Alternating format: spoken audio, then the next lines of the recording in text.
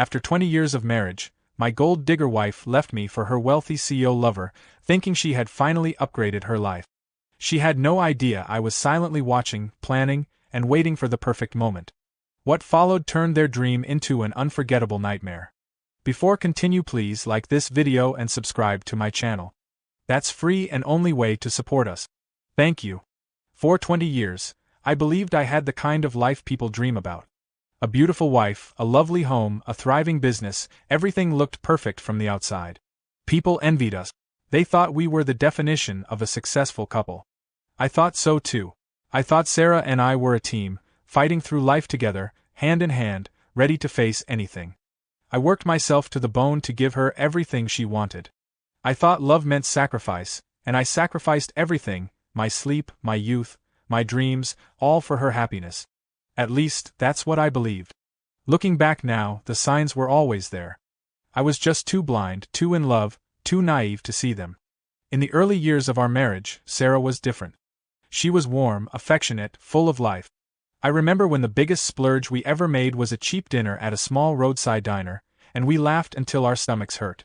But somewhere along the way, things changed. It wasn't sudden, no big argument, no massive shift, just small cracks forming quietly, like hairline fractures in glass. At first, I ignored them. After all, every couple has ups and downs, right? Then came the demands. Subtle at first. A nicer handbag. A bigger car. A vacation to somewhere exotic, because everyone at work was going. I didn't think much of it. I was proud that I could provide. If she wanted luxury, I wanted to give it to her. If she wanted comfort, I wanted her wrapped in it. I didn't realize that while I was building a life for us, she was already dreaming of a life without me. Her obsession with status grew slowly, like a vine curling around everything we had. She started spending more time with people from work, attending fancy events, networking with executives, and I thought it was harmless. After all, she was ambitious, confident, full of charm. She had every right to want success. What I didn't know was that her idea of success came with a price I wasn't prepared to pay. The first real sign that something was wrong came late one Friday evening. Sarah came home late, claiming she had a work dinner. She looked radiant, happier than I'd seen her in weeks, almost glowing. Her hair perfectly styled, her dress something I'd never seen before, her perfume expensive, a scent I knew wasn't bought with my credit card. And then, faintly, there was something else. A whiff of cologne. Not mine. That was the first moment my gut whispered something I didn't want to hear, and yet, I pushed it away. I told myself I was overthinking. That she deserved her independence, her nights out, her work dinners. I buried the unease because facing it meant questioning everything. But then it started happening more often. Late nights, weekend conferences, whispered phone calls on the balcony. Sudden changes in her wardrobe, her makeup, her attitude. When her phone buzzed, she'd smile in a way she hadn't smiled at me in years. And every time I asked, she had an explanation, perfectly rehearsed, perfectly logical, perfectly fake. I wanted to believe her, so I did. But deep down, somewhere beneath all the denial, I knew the truth. I just didn't have the courage to face it. Then came the whispers. People talk, even when they try to hide it. A friend of mine mentioned seeing Sarah downtown one evening. Said she looked happy. Too happy. That was when I decided to stop lying to myself. I started watching. Quietly, carefully. I paid attention to her patterns, her routines, her stories. And the more I watched, the clearer it became. I was living with a stranger. She wasn't my Sarah anymore. I started noticing names I'd never heard before. A new CEO had taken over at her company, a charismatic man everyone seemed to admire. He was rich, powerful, and apparently charming. She spoke about him casually, like it was nothing, but I could hear it in her voice, the excitement, the admiration, the hunger for something I wasn't giving her. That was when the pieces started falling into place. The love of my life, the woman I had given everything to, wasn't mine anymore. She was slipping away, and I had no idea how far she'd already gone. But here's the thing about betrayal, it doesn't just break you, it wakes you up. The moment I accepted the truth, something inside me shifted. The heartbreak was there, sure, but beneath it, something colder started growing. Something sharper. Something dangerous. I wasn't going to confront her. Not yet. That would have been too easy for her. She'd get to cry, apologize, and still walk away into the arms of someone richer, thinking she'd won. No, I wasn't going to fight for her. I was going to watch. I was going to wait.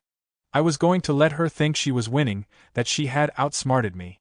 And when the time was right, I was going to make her regret every single decision she made. I had no idea back then just how deep her betrayal went. But soon I would. And when I did, the man she once knew, the quiet, forgiving, devoted husband, would be gone forever. In his place would be someone she never saw coming. Someone who was about to burn everything she had to the ground. The night I followed her is burned into my memory like a scar. I wasn't planning it. I wasn't stalking her like some jealous husband losing his mind. It just happened. Sarah left the house dressed like she was stepping into a magazine cover. Hair perfect, dress hugging her figure, heels clicking like she was walking on the runway. She said she had an important late-night strategy meeting with her team. My gut told me to stay home. My heart told me to trust her. But my instincts screamed louder than both. So, I grabbed my keys and followed her. I drove slowly, keeping my headlights dim, my heart pounding so hard I thought the entire street could hear it. She didn't notice. She was too busy on her phone, smiling like a teenager texting her first crush. My hands tightened around the steering wheel until my knuckles went white. She parked outside a 5-star restaurant. The kind of place where the menus don't have prices because if you need to ask, you don't belong there. Funny thing is, she once told me we couldn't afford to eat at places like this. Apparently, she found someone who could. I watched her step out, her laughter soft but sharp enough to cut me open. And then he appeared. The CEO. Tall, polished, wearing a suit that probably cost more than my car. He kissed her on the cheek, his hand resting casually on the small of her back, as if she belonged to him. And in that moment, it felt like she did. I wanted to storm in there. I wanted to drag her out, scream, demand answers. But I didn't. Instead, I sat in my car and let the betrayal wash over me, cold and heavy. I stayed there the whole night, watching them sip wine, laugh, and lean into each other like I never existed. Every second burned, but I forced myself to stay silent. By the time they left, I was a different man. That night, something inside me cracked, but it didn't shatter me. It sharpened me. I drove home in silence, hands steady on the wheel, mind racing like 1,000 thoughts fighting for oxygen. I wasn't crying. I wasn't screaming. I wasn't breaking. I was transforming. The next morning, Sarah woke up cheerful, humming while she made coffee, acting like nothing happened. She kissed my cheek before leaving for work, and I played along, pretending everything was normal. But inside I knew. I had seen her secret world, and now there was no turning back. For a week, I observed her like a scientist studying a wild animal. Every phone call, every text, every excuse, I pieced them together like a puzzle she didn't know I was solving. She thought she was clever, thought I was clueless, thought I was too busy loving her to notice. Then came the day she finally dropped the act. We were sitting in the living room when she told me she wanted a divorce. Her voice was calm, almost rehearsed, like she had been practicing the lines in front of a mirror. She said she wasn't happy anymore, that we had grown apart, and that she needed to find herself. Find herself? Oh, I knew exactly where she found herself, in the arms of her CEO. I didn't fight her. I didn't beg. I didn't even ask why. I just nodded, pretending to be heartbroken, pretending to be defeated. I let her believe she had destroyed me. Because if there's one thing I've learned about betrayal, it's this. The moment your enemy thinks they've won is the perfect moment to start building their downfall. When she finally moved out, she left behind more than just her clothes and memories. She left behind the illusion of the man I used to be. The man who adored her. The man who trusted her. That man was dead. The man standing in his place was someone else entirely. Someone patient. Someone calculating. Someone who understood that revenge isn't loud, it's silent. I started digging into everything. I wasn't just after Sarah. I was after him too. I wanted to know who the CEO really was beneath the expensive suits and million-dollar smiles. It didn't take long to find cracks in his polished image. He had secret, big ones. The kind that could ruin careers, destroy reputations, and burn entire empires to the ground. I spent nights gathering information, connecting dots, finding weaknesses he didn't even know existed. I didn't rush it. I wasn't reckless. I was methodical, patient, deliberate, the way a hunter studies his prey before striking. Sarah thought she had traded up. She thought she had left behind a simple, ordinary man for someone more powerful, richer, more exciting. But what she didn't realize was that I was no longer the man she thought she had outsmarted. I wasn't chasing her anymore, I was chasing something bigger: destruction. She wanted a new life. He wanted a new toy. They wanted to laugh at me behind closed doors, thinking I'd quietly fade away. They thought I'd disappear, broken, humiliated, and forgotten. But the truth was simple: I wasn't going anywhere. I wasn't done. The real game was just beginning. And when I was finished, neither of them would have anything left to hold on to. When Sarah left, I didn't cry. I didn't scream. I didn't drink myself into oblivion like some heartbroken fool in a movie. No, I smiled. Not because I was okay, but because I had clarity for the first time in years. I finally understood who she really was, and who I had been. For 2 decades, I had been nothing but her golden ATM, fueling her dreams while she plotted her escape. But here's the thing about being underestimated: it gives you power. She thought she broke me. She thought I'd fade into the background while she rode off into the sunset with her CEO prince. What she didn't know was that I was about to write the ending to her fairy tale. Revenge isn't about anger. Anger makes you sloppy. Revenge is about patience, precision, silence. It's a game of chess, and I was about to play the longest, deadliest match of my life. I started with him, the CEO. If Sarah was the match, he was the gasoline. Without him, there'd be no fire, no betrayal, no destruction of the life I'd built. I wanted to know everything about him, and when I say everything, I mean everything. His business, his finances, his secrets, his weaknesses. And trust me, everyone has weaknesses. It didn't take long to dig up the first thread. A small rumor, barely noticeable, about questionable offshore accounts. I tugged on it gently, and the whole sweater started unraveling. I spent nights combing through public records, court filings, and quiet whispers buried in business reports. I called a few old contacts, the kind of people who know things they shouldn't, and pieced together a picture that was nothing short of delicious. Behind his perfect smile and tailored suits, Mr. CEO was knee-deep in financial fraud. Insider trading, tax evasion, hidden shell companies, money flowing through so many back channels even he probably couldn't keep track. And the best part? None of it was public. Not yet. But information like that is a loaded weapon, and I wasn't ready to fire just yet. Timing was everything. While I gathered ammunition on him, I studied Sarah. I didn't stalk her physically, I didn't need to. Social media told me everything I wanted to know. She couldn't resist flaunting her perfect, new life online. Photos of expensive dinners, vacations in Bali, gifts she never let me buy her because they were too extravagant. Every like, every caption, every tagged location, she thought she was showing off her happiness, but all she was really doing was handing me a map to her downfall. I kept screenshots. I saved dates. I tracked movements. I wasn't obsessed with her anymore, I was obsessed with control. The thing is, Sarah didn't just leave me for him. She laughed at me. Maybe not to my face, but I could see it in the way she acted, in the little digs she made during our last conversations, in how quickly she erased 20 years like I was a placeholder instead of a partner.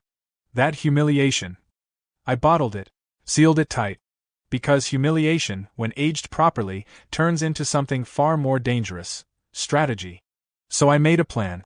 A slow, careful, brutal plan.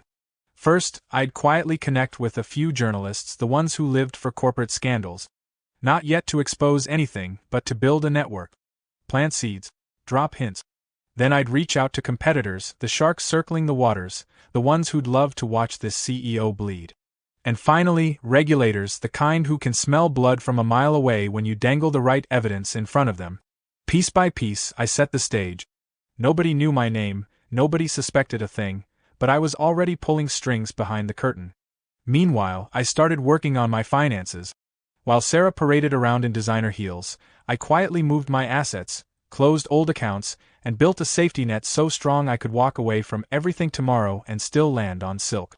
I wanted to be ready when the storm I was brewing finally hit, because when it came, it was going to hit like a hurricane. And the beauty of it all? Sarah and her CEO had no idea. They thought they'd won. They thought they'd beaten me, outsmarted me, left me in the dust. They were celebrating their victory while I was building the ground beneath their feet into quicksand. Weeks turned into months, and every day, my trap became sharper, stronger, more precise. By the time I was done, their lives wouldn't just crumble. They'd implode. And I wasn't just going to ruin their finances or their reputations. No, that was too easy. I wanted to take away what they valued most: power, trust, and the illusion of control. They thought they were the players.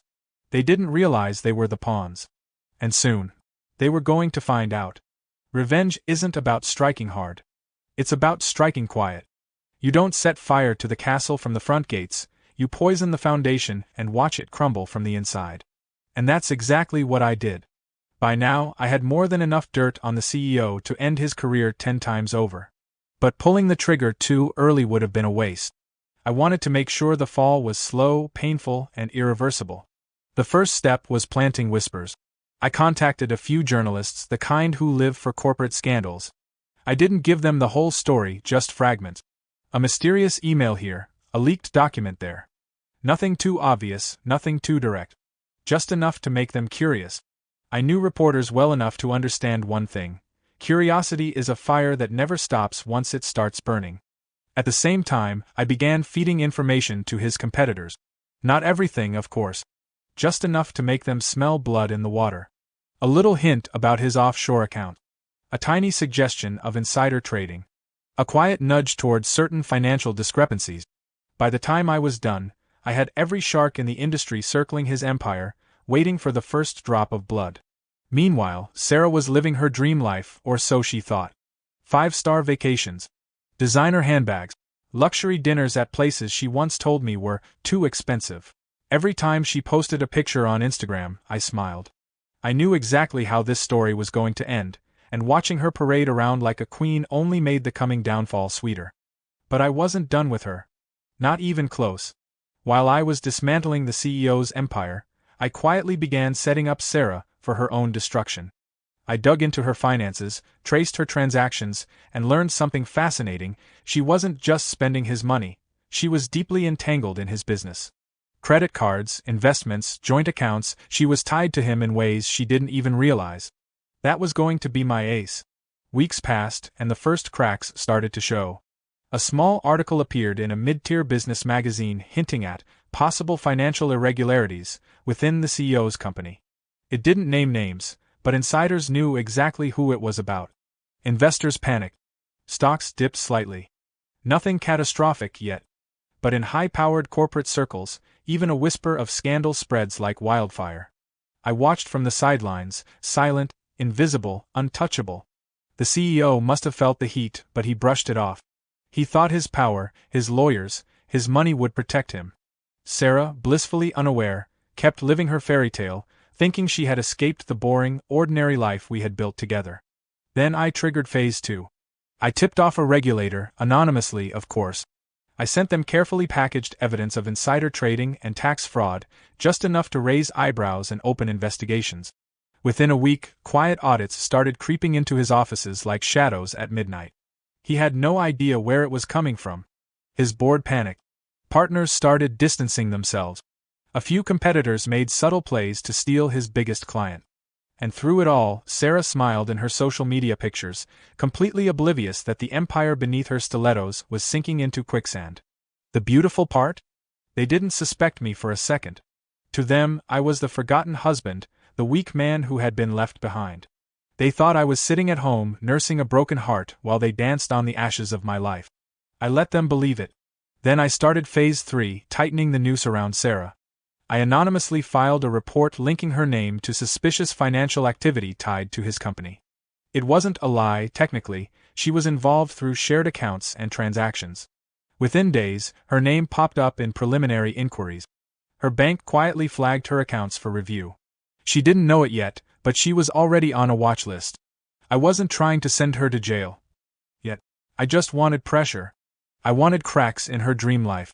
I wanted late-night arguments, whispers behind closed doors, trust turning to suspicion between her and her CEO Prince.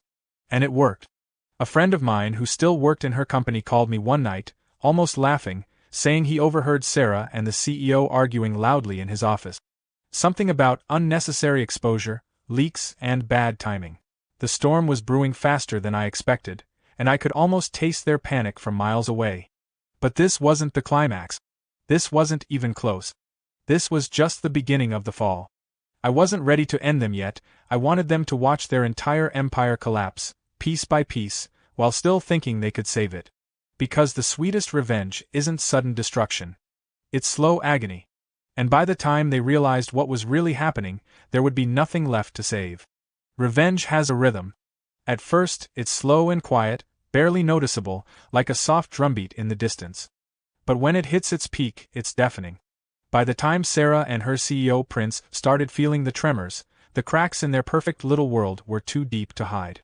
The first major blow came when one of the industry's top business channels dropped a bombshell report on alleged financial misconduct, tied directly to the CEO's company. This wasn't some blog or gossip site, this was primetime exposure.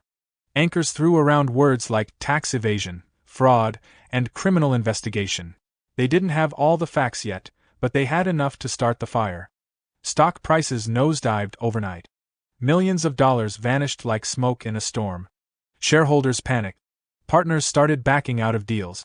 And the CEO, Mr. Untouchable himself, scrambled to control the narrative.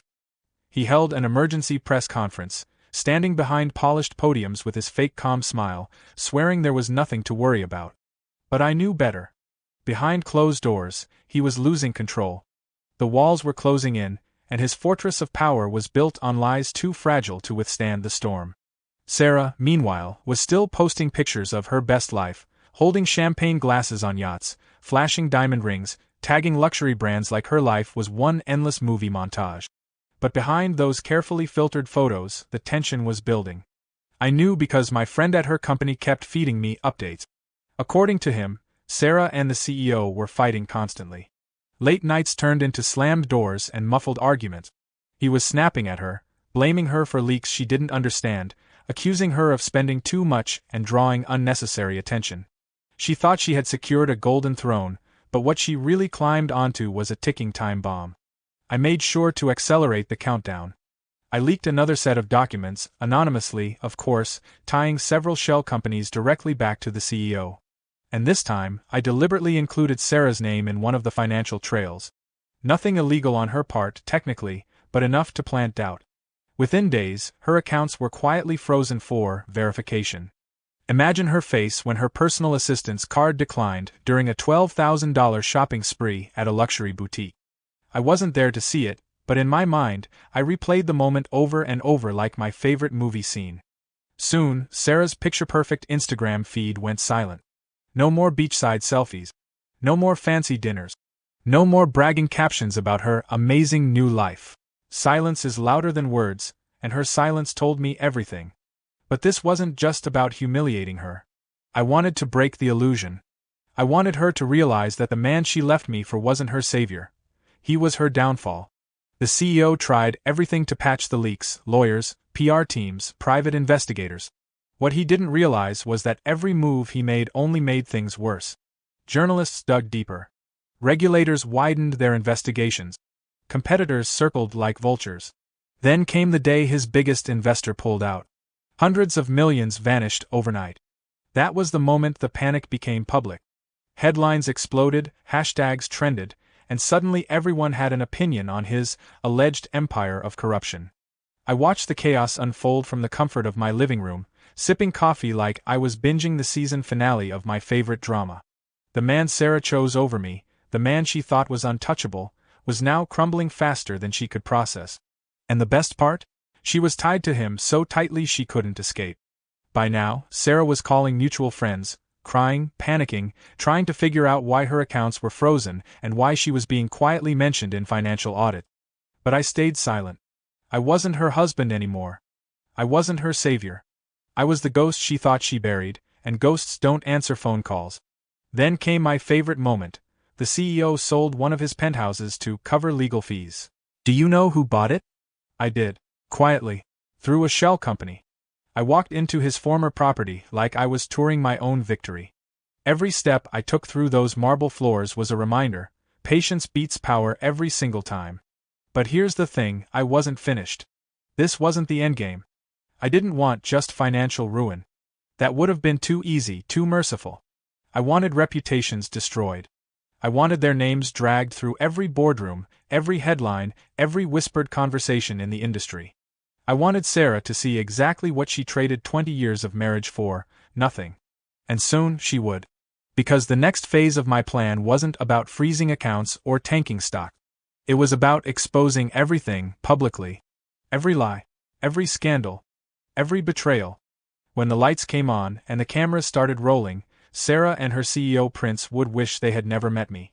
They thought this was the storm. They had no idea the hurricane hadn't even started. Revenge has stages. At first, it's quiet, invisible, creeping like fog in the night. But when it finally arrives, it's a hurricane tearing through everything in its path. And by now, Sarah and her CEO Prince were standing directly in the eye of the storm. The whispers I planted months ago had grown into headlines. Front-page news. Prime-time television.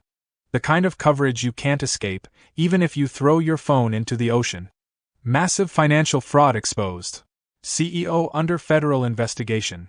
Luxury lifestyle funded by dirty money? The media went wild. Reporters camped outside the CEO's offices, drones hovered over his penthouses, and online forums lit up with theories about just how deep the corruption went. Stockholders went into meltdown mode, dragging him through lawsuits faster than he could hire lawyers. I watched it all from my couch, a fresh cup of coffee in hand, laughing to myself every time a new, exclusive, dropped. The irony? Half the exclusive leaks were carefully crafted packages of evidence I'd been feeding to the press from the start. Meanwhile, Sarah's Instagram perfect life turned into a horror show. First came the silence: no more luxury vacations, no champagne brunches, no designer shopping sprees. Then came the panic. Her accounts were still frozen. Her credit cards kept declining. The boutiques she once bragged about owning blocked her. Friends stopped returning her calls, worried they'd get dragged into whatever mess was unfolding. The same women who once envied her were now whispering about her over overpriced lattes, calling her the trophy wife who bet on the wrong horse. I can't lie, that part felt good. But I wasn't satisfied yet. I wanted more than embarrassment. I wanted Sarah to feel what I felt: helpless, cornered, powerless. So I made sure her name popped up again, this time in a public filing. One morning, the financial authorities released a report naming associates potentially linked to suspicious accounts. Sarah's name was right there in bold black letters, buried in the fine print, but just visible enough for the press to run wild with it. Overnight, she went from the CEO's glamorous girlfriend to possible co-conspirator. The calls started. Mutual friends, distant relatives, even my own neighbors asking if I'd seen the news. I played dumb every time, acting shocked, even sympathetic. But inside, I was enjoying every second of it. By now, the CEO was drowning. Lawsuits piled up on his desk faster than he could open them. Auditors swarmed his company, regulators demanded documents, and former allies turned their backs to save their own skins. And through it all, Sarah was right beside him. Or at least, she tried to be. My friend inside the company called again, almost out of breath from laughing. Apparently, Sarah and the CEO were fighting constantly. Screaming matches. Slammed doors. Accusations flying like knives. She was blaming him for ruining her life. He was blaming her for attracting attention. The perfect power couple had officially declared war on each other. I almost felt sorry for them. Almost. Then came the best part: the media ambush. One afternoon, as they left an upscale restaurant trying to appear unbothered, cameras swarmed them like bees. Reporters shouted questions, microphones shoved in their faces, flashes going off non-stop. Watching Sarah's smile crack under that pressure was pure art. The CEO tried to play it cool, but his forced grin looked more like a man seconds away from passing out. Sarah, meanwhile, ducked behind him like a deer caught in headlights. That video went viral within hours. Millions watched as the glamorous couple turned into two frightened, cornered animals. And me? I watched the clip on repeat with popcorn in hand. But even then, I wasn't done. The next move was my masterpiece, a coordinated leak. I sent the most incriminating documents I had directly to federal investigators, bypassing the media entirely this time. Offshore accounts, hidden properties, false invoices. Enough evidence to bury the CEO under so many charges he'd need a separate calendar just to track his court date. The investigation went from possible misconduct to full-scale financial crime probe overnight. Subpoenas flew like confetti. His lawyers scrambled like rats on a sinking ship, but the hole was too deep and I was still digging. Sarah tried to distance herself, but it was too late. She had signed too many documents, taken too many transfers, posted too many photos flaunting stolen money. Every glittering image she uploaded was now a piece of evidence against her. And I sat back, silent and untouchable. To them, I was still invisible. The forgotten husband. The broken man left behind. They didn't know that every crack, every headline, every lawsuit, every frozen account, all of it traced back to me. But the real beauty of it? I wasn't finished. Because financial ruin was just the appetizer. The main course was personal. I didn't just want their money gone. I didn't just want their reputations in shreds. I wanted their lives scorched so badly they'd wake up every day regretting the choices that led them here. And soon, they would. The hurricane had landed. But the real destruction hadn't even started yet. By now, the world had turned against them. The CEO's smiling face, the one Sarah once admired so much, was plastered on every news channel, but not for the reasons he liked. Headlines screamed about fraud, embezzlement, shell companies, offshore laundering. He went from brilliant business mogul to corporate criminal mastermind overnight. And Sarah? She was trapped in the wreckage. At first, she tried to play innocent. Posting old vacation photos, pretending everything was fine, even going on Instagram Live once to talk about how love conquers all. But the world wasn't buying it. People mocked her in the comments, calling her the CEO's gold-digging accessory and the clueless queen of stolen money. That's when she disappeared from social media completely. I knew she was panicking. My inside source at her company told me she was calling her friends non-stop, begging for help, crying about frozen accounts and locked credit cards. Nobody picked up. The same crowd she once flaunted her perfect life in front of now avoided her like she was radioactive. The CEO wasn't doing any better.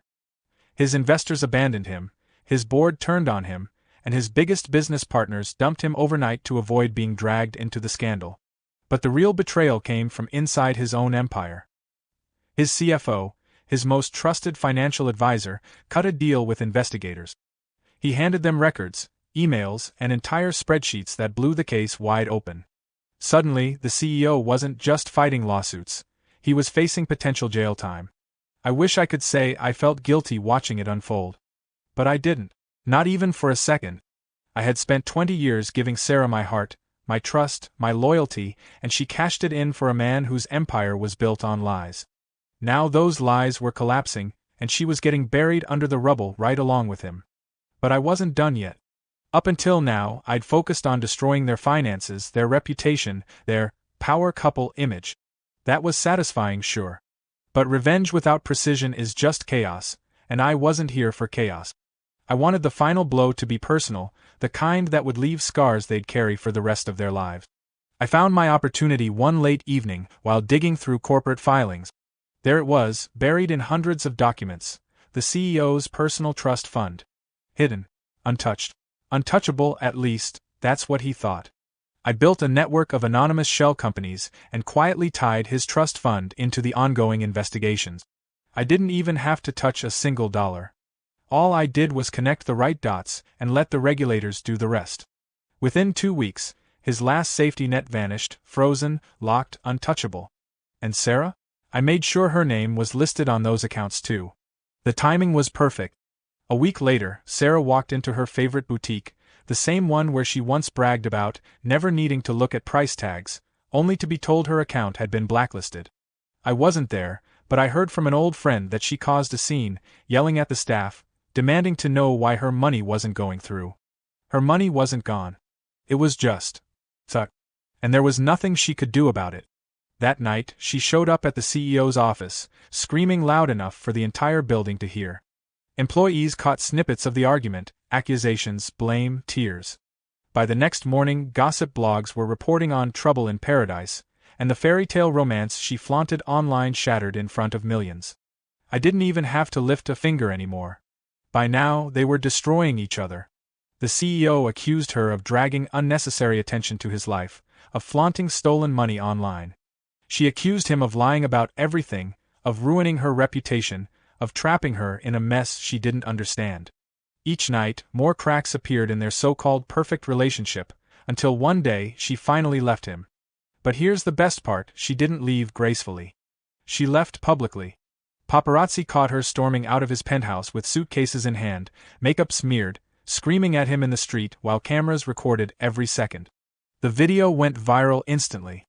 Overnight, the glamorous power couple became the world's favorite train wreck. For most people, that would have been enough. Watching them burn, watching Sarah lose everything, watching the CEO's empire turn into ashes. But not for me. Because I wasn't finished. Not yet.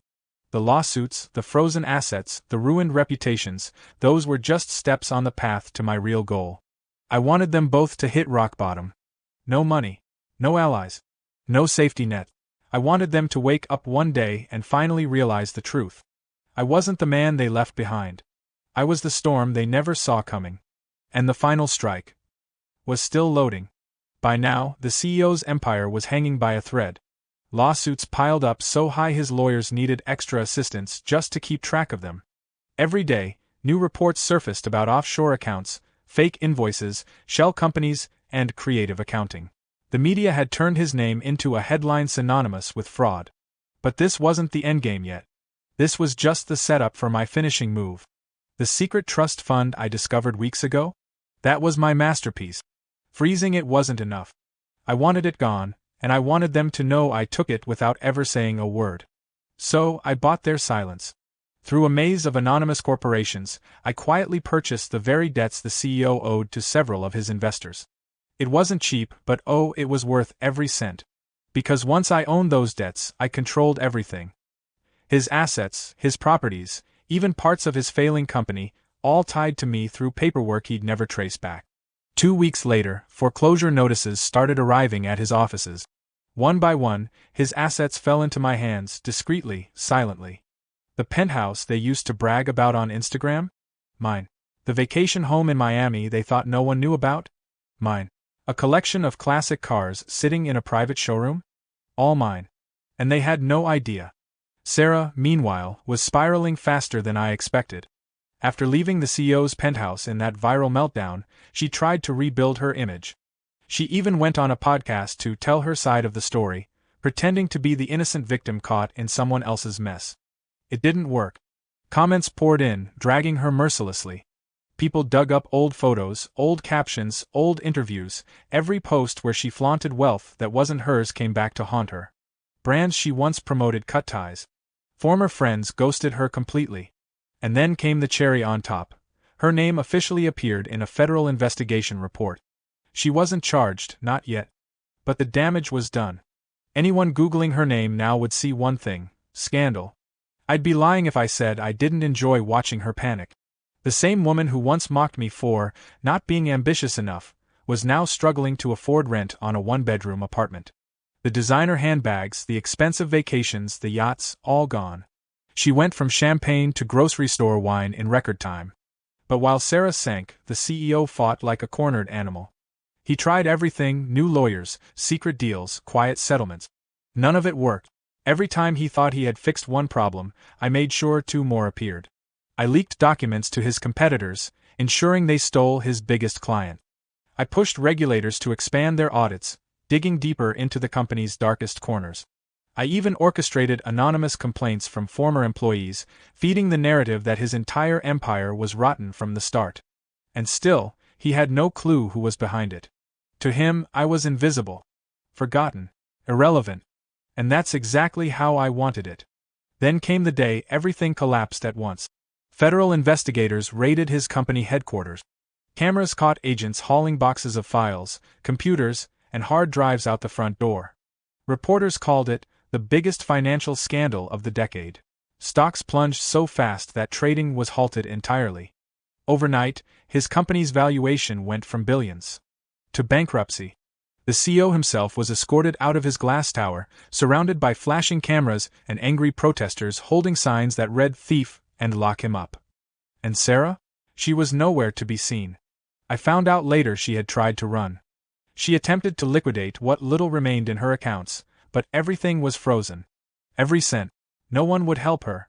Her so-called friends had turned their backs, the boutiques banned her, and the media painted her as the glamorous partner who flew too close to the sun. The mighty couple had fallen. But this wasn't just victory, this was checkmate. I now owned their former penthouse, their luxury cars, and half the properties they once flaunted online. Every asset they bragged about for years now belonged to me, bought with the same money they thought they'd stolen from me emotionally. And the irony? They didn't even know. They thought the government destroyed them. They thought bad luck, corporate politics, and greedy competitors brought them down. They blamed each other, blamed their lawyers, blamed everyone but me. And that's exactly how I wanted it. Because revenge isn't about screaming your victory. It's about sitting quietly at the top of the mountain, sipping coffee, while your enemies drown in the valley below, wondering how they fell. But the game wasn't over. I had one final move left. One last blow to make sure neither of them would ever recover, financially or emotionally. And when I delivered it, they'd finally know. By this point, the CEO was finished. His company was bankrupt, his trust fund frozen, his properties stripped away one by one. He went from flying private jets to attending court hearings in the same cheap suit 3 times a week. His mugshot even ended up on the front page of a major newspaper. The once untouchable man now looked like someone who had lost not just his wealth but his entire identity. And Sarah? She was living in a cramped, barely furnished apartment on the edge of the city, clinging to what little dignity she thought she had left. The queen who once demanded silk sheets and champagne now survived on discount groceries and begged friends for small loans. I should have felt satisfied. Most people would have stopped there. But I wasn't like most people. For months I had destroyed their lives silently, staying in the shadows while they scrambled to survive. But now it was time for them to see the face of the storm that ruined them. It was time for Sarah and her CEO Prince to finally know the truth. And I made sure the moment was unforgettable. It started with an invitation. A charity gala, one of those exclusive, high-profile events they used to attend together, back when they thought they ruled the world. Except this time, it wasn't their world anymore. It was mine.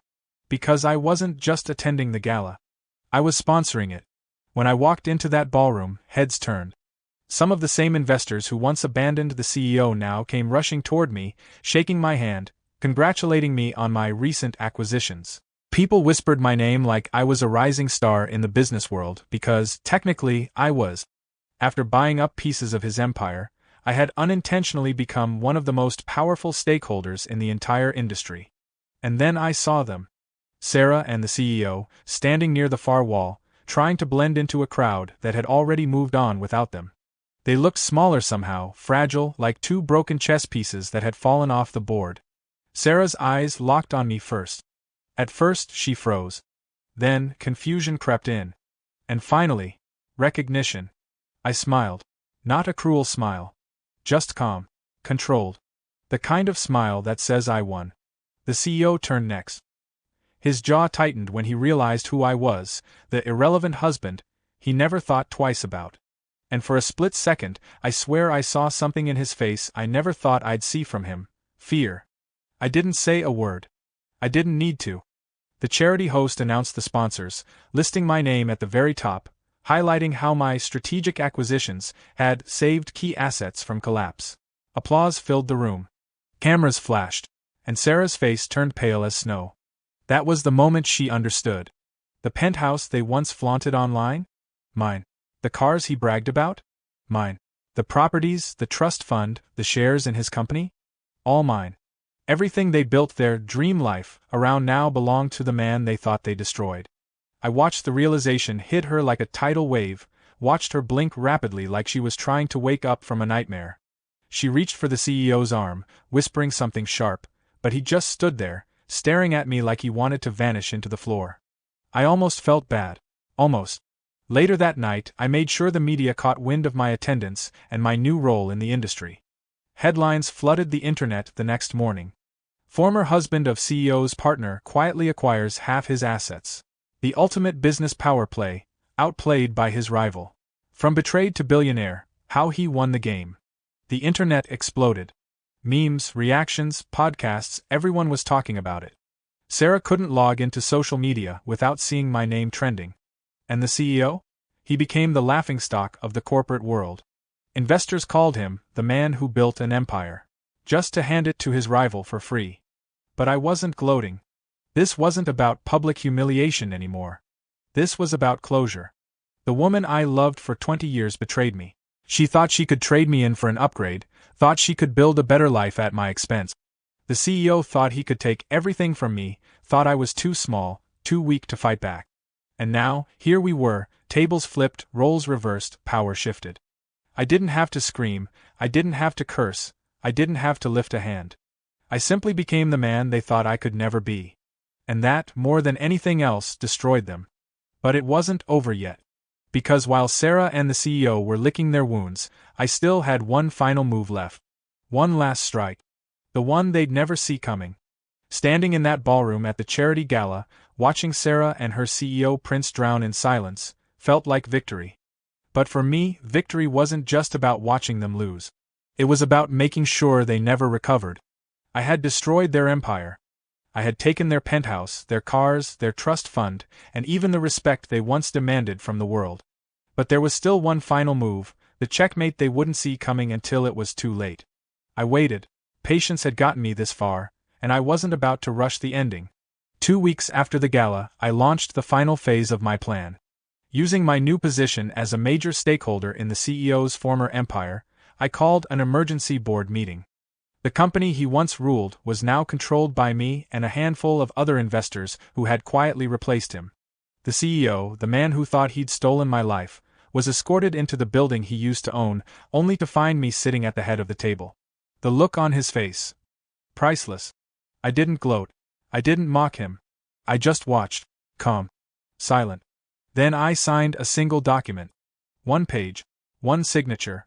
Effective immediately, every remaining asset tied to him, his private accounts, his retirement funds, his residual shares, was liquidated to settle debts. Debts I now owned. In one stroke, I erased the last shred of wealth he thought he still had.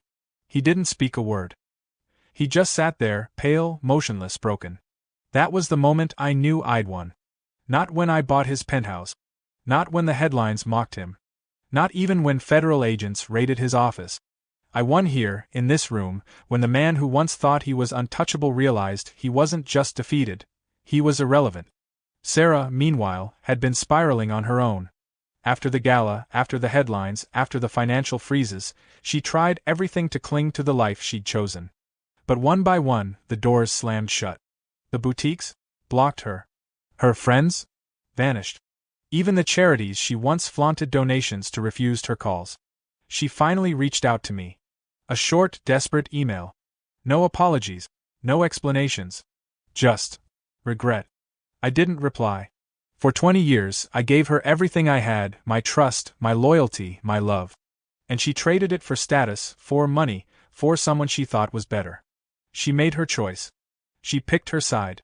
And now, she was left standing on an island she helped burn to the ground. I thought revenge would taste sweet, and it did. But it wasn't about hatred anymore. Somewhere along the way, it became something else. This wasn't about destroying Sarah and her CEO Prince. It was about rebuilding me. And I had done it. I wasn't the same man she betrayed. I wasn't the man the CEO mocked behind my back. I wasn't the quiet, forgiving husband who let people walk over him. I was the man who built his own empire from ashes. I didn't need Sarah's validation. I didn't need the CEO's downfall to prove my worth. But delivering it anyway? That was the poetic ending life rarely gives you, the kind where karma lets you hold the pen. Weeks later, the CEO was officially indicted. Facing multiple charges, he entered a plea deal that stripped him of everything but the clothes on his back. His reputation? Gone forever. Sarah filed for bankruptcy. The designer bags, the diamonds, the luxury cars, all repossessed. She went from living in million-dollar penthouses to sharing a rented 2-bedroom apartment with a distant cousin who barely tolerated her. And me? I walked away. I didn't call her. I didn't send a message. I didn't rub it in. I didn't need to. My silence was louder than any victory speech I could have given. The world already knew. Her CEO Prince was gone. Her fairy tale was over. And I was standing exactly where she thought I'd never be, on top. Revenge doesn't always come with fireworks. Sometimes it comes in quiet moments, sitting in the penthouse they once bragged about, sipping whiskey from their crystal glasses, while the city lights stretch endlessly below you. I didn't just survive their betrayal.